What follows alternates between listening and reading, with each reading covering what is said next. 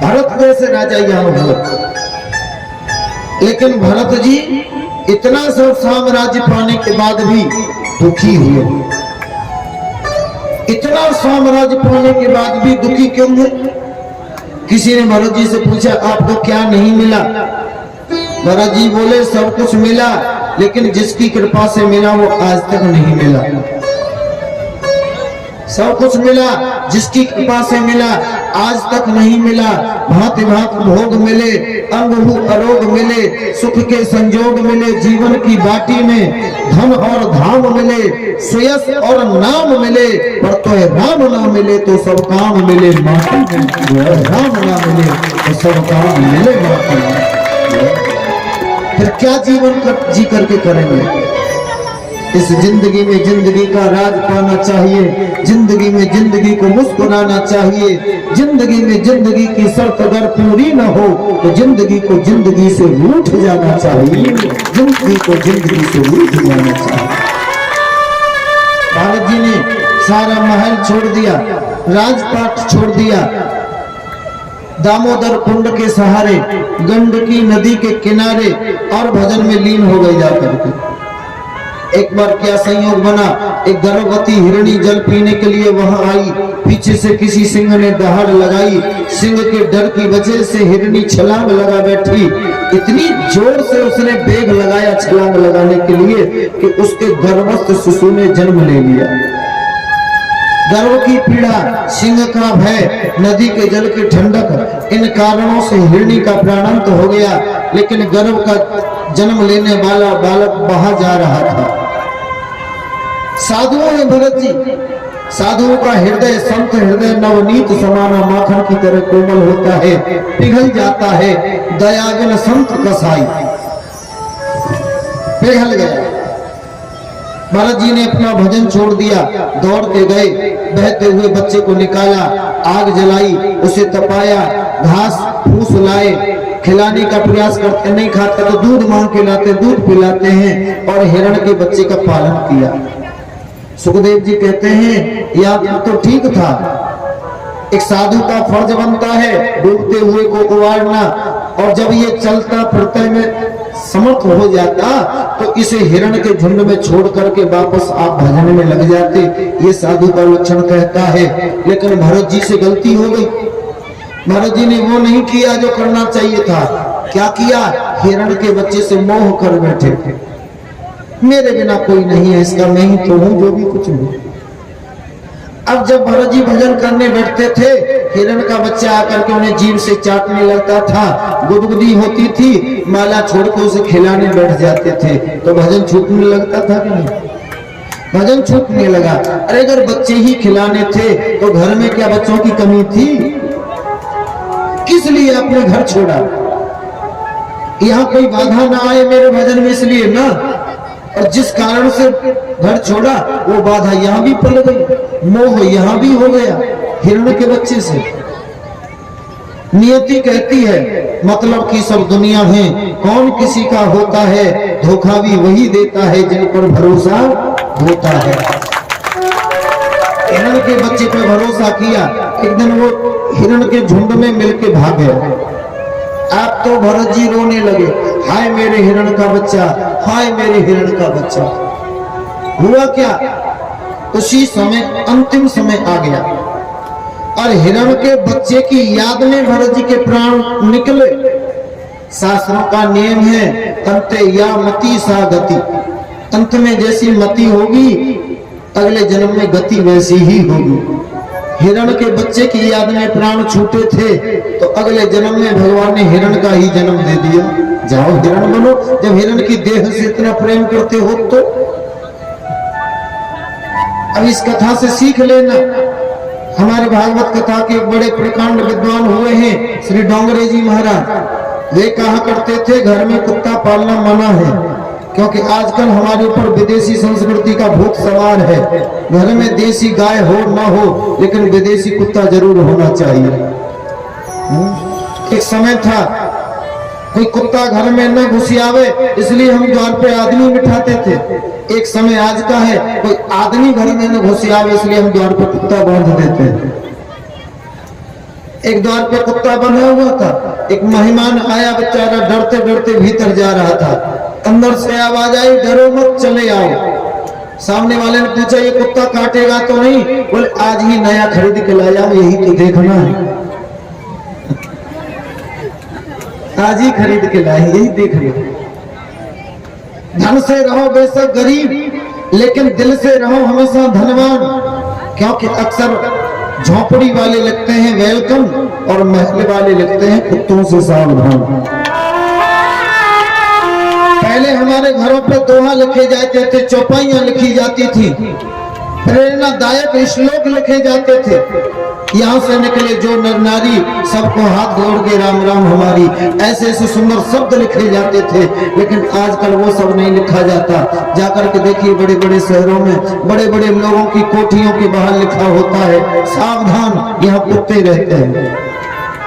हालांकि रहते वो आदमी है, लेकिन लिखा जाता है कुत्ते रहते हैं।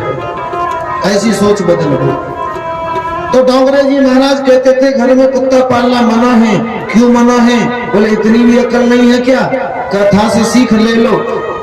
भारत जी महाराज को हिरण की याद आ गई तो उन्हें हिरण बनना पड़ गया, और हमें हमारे कुत्ते की याद आ गई तो। जो लोग घर में कुत्ता पालते हैं, समझ लो वो अगले जन्म की तैयारी करते हैं। और गोविंद भगवान की। इसलिए कहते हैं, फोटो खींच रहा हो तो शक्ल को संभाल लेना चाहिए। क्यों? क्योंकि जैसा शक्ल होगी वैसा ही तो फोटो आएगा। इसलिए आप देखो, फोटो स्टूडियो में कल्ला शीशा तैयार रखे रहते हैं, लोग जाते हैं, कंगी वंगी करते हैं, शक्ल को संभालते हैं। कई लोग तो गाल फुला के और पिचका के देखते हैं कैसा लग रहा है। क्यों करते हैं? शक्ल जैसी होगी फोटो वैसा ही आएगा। इसीलिए कहते हैं, अंतिम समय जब आए तो अपने चिंतन को संभाल लेना चाहिए। जैसा चिंतन होगा अगला चरित्र वैसा ही बनेगा। भारत जी का चिंतन हिरण में रहा तो हिरण का शरीर मिला, लेकिन भजन का प्रभाव नष्ट नहीं होता है, ये भी याद रखना। हाँ, भक्ति बीज पलटे नहीं, जो जुग जाहि अनंत। ऊंच नीच घर उपजहि, पर रहि संत के संत। भरत जी हिरण बेशक बन गए, लेकिन संत का वही स्वभाव रहा। भजन के प्रभाव से पिछले जन्म की याद बरकरार बनी रही। भरत जी ने निर्विघ्न रूप से हिरण का शरीर पूरा किया। भगवान ने एक चांस और दिया। अगले जन्म में आंगिरस गोत्र में उत्तम ब्राह्मण कुल में भरत जी को जन्म मिला। पिता ने देखा इसकी रेखाएं बड़ी विलक्षण है, बड़ा विद्वान बनेगा। पढ़ने भेजा तो भरत जी ने कुछ नहीं पढ़ा। हारे पिता पढ़ाए पढ़ाई, प्रेम मगन मोह कछु न सुहाए। हालांकि सब कुछ पढ़े हुए थे, पहले से जानते थे, लेकिन अपने आप को मूर्ख साबित किया। क्यों? क्योंकि ये महापुरुषों की एक रीति है। वे जानते हैं जो हमारे ये गुण है ना, ये हमें बंधन में बांधने वाले होते हैं। गुणों के कारण व्यक्ति बंधन में बंधता है। कैसे? आप देखो, कौवा है, कौओं की संख्या खूब है, हर जगह मिल जाएंगे, लेकिन उन्हें कोई घर में पालता है क्या? पत्थर मार के सब उड़ा देते हैं। क्यों? उसमें कोई गुण नहीं है, इसलिए काला है, बोली भी उसकी खराब है, खाता भी गंदी चीज है, इसलिए उड़ा देते हैं। अच्छा, तोता बड़ा मीठा बोलता है, देखने में बड़ा अच्छा लगता है, इसलिए सब लोग उसे पिंजरे में कैद कर लेते हैं। अच्छाई के कारण तोता पिंजरे में कैद हो जाता है, और जिस कौवे में कोई गुण नहीं है उसे सब लोग भगाते हैं, चलो भागो भागो। तो गुणों के कारण भी व्यक्ति बंधन में बंधता है। इसलिए भरत जी ने अपने आप को घर में मूर्ख साबित किया। नाम पड़ गया उनका जड़ भरत। बोले जड़ भरत जी महाराज की। अच्छा, पिताजी का देह पूरा हो गया। भाभियों ने भरत जी से द्वेष किया। अपने अपने पतियों को तो बादाम का हलवा खिलाती थी, भरत जी महाराज को रूखे सूखे टिक्कर। लेकिन प्रभु की महिमा देखिए, उनके वे श्रीमान जी बादाम का हलवा खा खा के भी रूखे सूखे 1.5 हड्डी के, और भरत जी महाराज रूखे सूखे टिक्कड़ खा के भी हृष्ट पुष्ट। क्यों? क्योंकि तुलसी बिरवा बाग के सींचत हूँ मुरझाए। माली बाग में पौधों को पानी देते देते थक जाता है, फिर भी पौधे सूख जाते हैं, लेकिन राम भरोसे जो रहे वे पर्वत पे लहराए। राम जी के भरोसे जो पर्वत पे आपने देखो होंगे बड़े बड़े दरख्त पाए जाते हैं, बोला कौन सा माली गया था उन्हें पानी देने? ये राम जी के बढ़ाए बढ़े, इसलिए राम जी के भरोसे। बोले रामचंद्र भगवान की जय। अच्छा, घर वालों के काम के नहीं रहोगे तो घर वाले निकाल देंगे घर से। घर में रह के काम नहीं करोगे लोग निकम्मा कहेंगे, बाहर घूम के काम नहीं करोगे लोग आवारा कहेंगे। दुनिया में रहना है तो काम करो प्यारे, हाथ जोड़ सबको सलाम करो प्यारे। काम के नहीं रहे, भरत जी को निकाल दिया, भरत जी चल पड़े, मेरी मंजिल है कहाँ, मेरा ठिकाना है कहाँ। जा रहे हैं, रास्ते में भीड़ लोगों ने पकड़ लिया काली माता की बलि चढ़ाने के लिए। काली माता को खुद प्रकट होके भरत जी की सुरक्षा करनी पड़ी। इतनी उनकी भक्ति में वैशिष्ट था, उतनी सामर्थ्य थी। एक दिन राजा रघुगण पालकी में बैठ के जा रहे थे, उनका एक कहार बीमार हो गया, क्या करें? बोले जो मिल जाए उसी को पालकी में लाके जोत लो। और तो कोई मिला नहीं, मोटे ताजे बाबा भक्त जी मिल गए, इन्हीं को पालकी में लाके जोत लिया। अरे भरत जी कुछ भी बोले नहीं, पालकी में लगा दिया तो चलने लगे। लेकिन भरत जी का एक नियम था, आंख भगवान ने दी है, काय को दी है? ये दूसरों की बुराइयां देखने को नहीं दी है, ये दूसरों के कपड़े देखने को नहीं दी है, दूसरों का श्रृंगार देखने को नहीं दी है, केवल सिनेमा घर देखने को नहीं दी है। ये आंखें इसलिए भी दी हैं कि आसमान में उड़ने वाले जरा धरती को पहचान। अरे वहां भी चींटी चींटे कीड़ी कीड़े तमाम घूमते हैं, हमारे पांव के नीचे दब के। ये मरने नहीं चाहिए, ये अनचाही हत्याएं हमसे नहीं होनी चाहिए। थोड़ा नीचे देख के चलो। अच्छा, नीचे देख करके चलेंगे तो दो बातें हो जाएंगी, एक तो हम ठोकर खा के गिरने से बचेंगे और दूसरे दुनिया की नजरों में गिरने से बच जाएंगे। नीचे देख के चलो। अच्छा, कुछ लोग नीचे देख के चलते हैं। कौन लोग? जिनको कोई मोबाइल पड़ा मिल जाता है रास्ते में, या कोई सोने की चीज मिल जाए, या कुछ पैसे पा जाए, तो फिर अगले 2-4 महीने फिर वो नीचे ही देख के चलेंगे।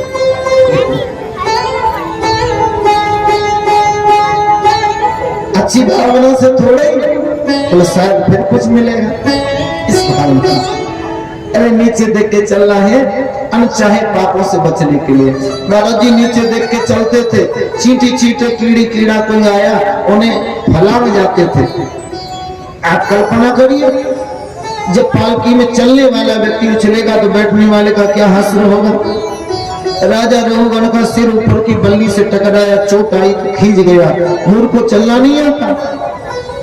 सेवक बोले हम तो ठीक चल रहे, मोटा बाबा गड़बड़ी कर रहा है। भरत जी डांट लगाई, कैसी सजा दूंगा, जीवन भर याद रखेगा, यमराज के बाद मेरा ही नंबर है सजा देने। भरत जी कुछ बोले नहीं।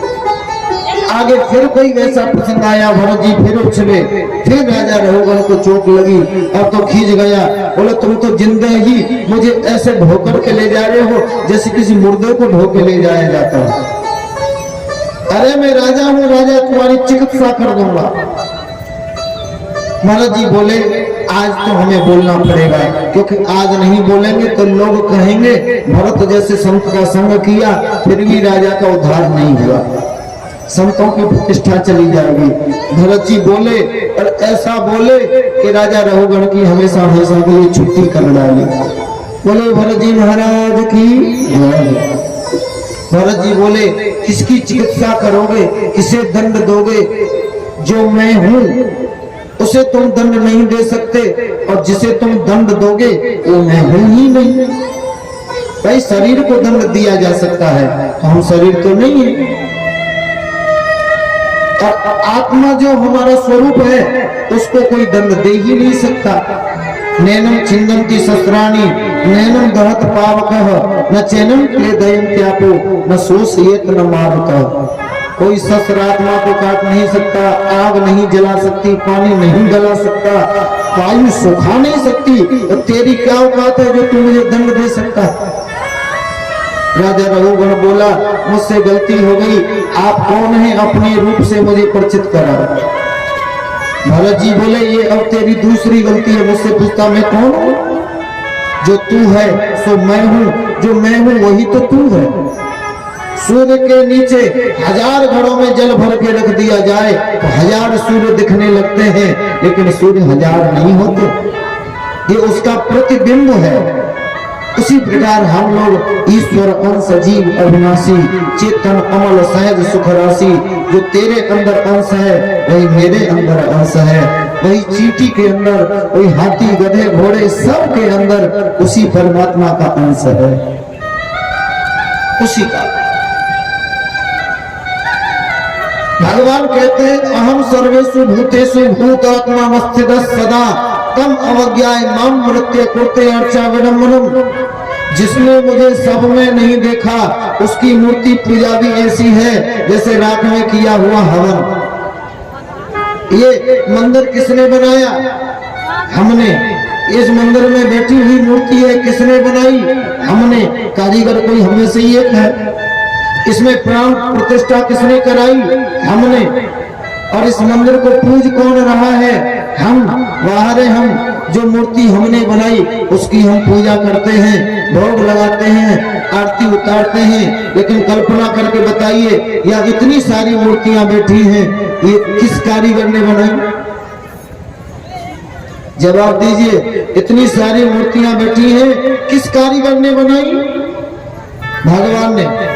तो जो मूर्ति हमने बनाई उसकी तो हम पूजा करें, और जो मूर्ति भगवान ने बनाई है उनसे हम लड़ाई झगड़ा करें, उनसे हम झूठ बोलें, उनसे हम द्वेष करें, उनसे हम ईर्ष्या करें, तो ये हमारी मूर्ति पूजा की सार्थक हो पाएगी? हमारी बनाई हुई मूर्ति की इतनी पूजा, भगवान की बनाई हुई मूर्तियों से इतना द्वेष। मूर्ति बनाने वाला कारीगर कहता है, सरकार आप भी एक कलाकार हो तो मैं भी एक कलाकार हूँ। आपने मेरे जैसी मूर्तियां बना करके दुनिया में भेजी हैं, तो मैंने आप जैसी मूर्तियां बना करके दुनिया के बाजारों में बेची हैं। लेकिन हंसी तो तब आती है जब आपकी बनाई हुई मूर्तियां आपस में लड़ती झगड़ती हैं, और मेरी बनाई हुई मूर्ति के सामने आकर के कहती है, हे भगवान सुख संपत्ति घर आवे, कष्ट मिटे तन का, ओम जय जगदीश हरे। तो बताइए बड़ा कलाकार कौन हुआ? भगवान की बनाई हुई मूर्तियां लड़ रही हैं, और इंसान की बनाई हुई मूर्ति के सामने फिर कह रही है हमें धन मिल जाए, वैभव मिल जाए, ये मिल जाए। कहां से होगा? अरे लाभ चाहते हो तो लाभ का उल्टा करो। लाभ का उल्टा क्या है? भला। लाभ का उल्टा भला। कर भला हो भला, सीधी सी बात है।